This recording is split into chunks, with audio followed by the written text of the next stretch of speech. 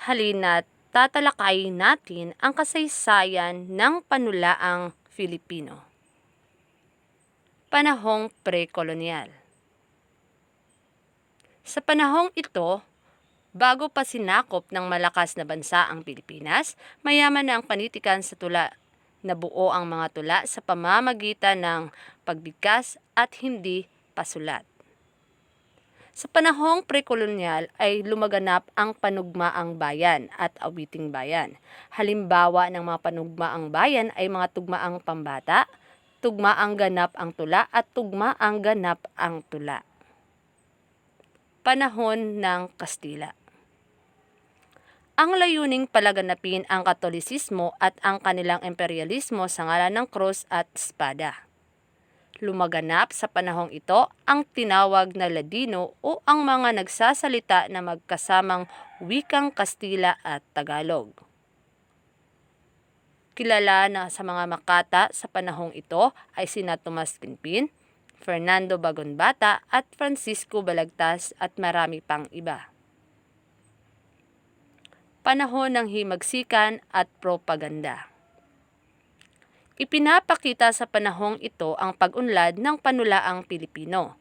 Nakilala ang mga makata at manunulat ng tula na nakilala sa kanilang panahon. Mga nanguna sa mga makabayang Pilipino ng mga akdang patula at kinilalang pinakataluktok ng mga propagandista at maghihimagsik ay sina Andres Bonifacio, Dr. Jose Rizal, at Marcelo H. del Pilar. Layunin ng mga kilusang propaganda ang magkaroon ng pantay-pantay na pagtingin sa mga Pilipino at Kastila sa ilalim ng mga saligang batas. Panahon ng Amerikano. Sa panahon ng Amerikano, edukasyon ang pangunahing pamana ng mga Amerikano sa ating bansa. Sa panahong ding ito, isinilang ang mga ilang makatang Pilipino na nagsisulat sa Ingles at Tagalog. Mga katangian ng panitikan sa panahon ng Amerikano. Una, hangaring makamit ang kalayaan. Kasunod nito, ang marubdob na magmamahal sa bayan.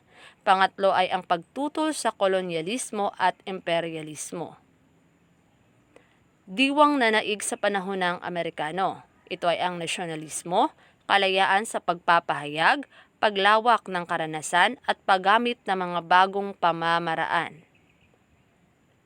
Mga impluwensya sa pananakop ng mga Amerikano. Una, pagpapatayo ng mga paaralan, binago ang sistema ng edukasyon, pinaunlad ang kalusugan at kalinisan, ipinagamit ang wikang Ingles, pagpapalahok sa mga Pilipino sa pamamalakad ng pamahalaan, at kalayaan sa pagpapahayag na may hangganan. Panahon ng Hapon. Natigil ang panitikan sa Ingles kasabay ng lahat ng pahayagan.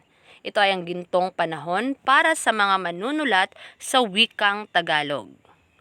Ito ay kinilala ang mga manunulat na babae sa panahon ng Hapon. Dumaganap din ang haiku na isang uri ng tula na namalasak noong panahong ito, isang tulang binubuo ng 17 pantig sa nahati sa 3 taludtod. Ang una ay may 5 pantig, ang ikalawa ay may 7 pantig, at ang ikatlo ay may 5 pantig. Lumaganap ang tanaga sa panahon ng Hapon na may sukat at tugma at ang bawat taludtod ay binubuo ng 7 pantig. Panitikan sa panahon ng Republika.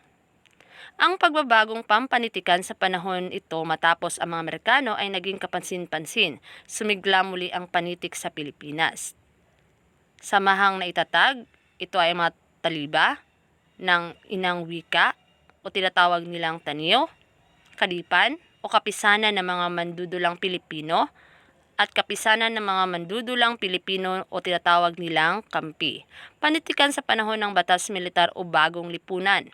Ipinairal ni Marcos ang batas militar, pinakamasiglang bahagi ng panitikan ng panahong ito ang dula na nagkaroon ng pangunahing tagapagtaguyod sa katauhan ng noon ay unang ginang na bansa na si Imelda Marcos. Lumaganap ang pledges na may ibig sabihin na peace and order, economic reform, government reform, educational reform at social reform. Panitikan sa kasalukuyan.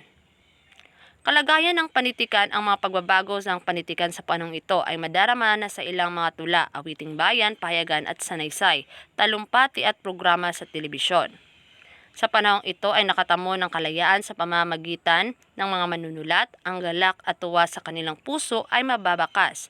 Walang pakundangan nilang naipahayag ngayon ang kanilang nais ipahayag.